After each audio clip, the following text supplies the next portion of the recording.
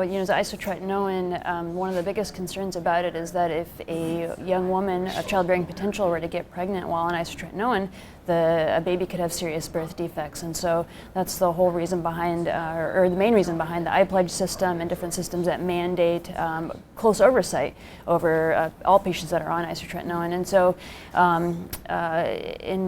in most years past, we've said, okay, well, if you're abstinent, then that can be, that's okay, and that qualifies.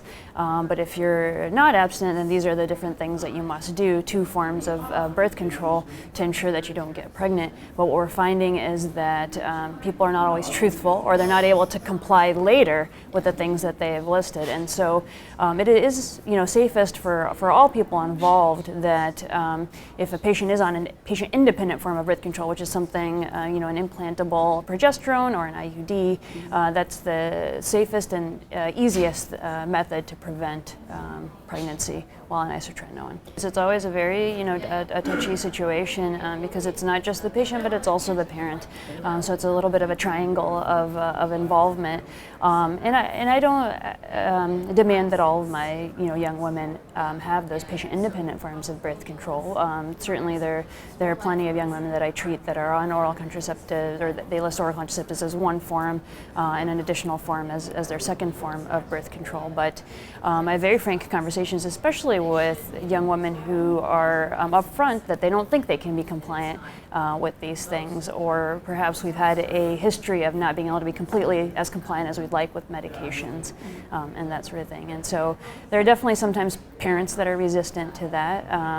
And if a parent is truly adamant against a certain form of contraception, then a lot of times I try to work with the family in what they might be comfortable with, but what also makes me comfortable as their treating physician.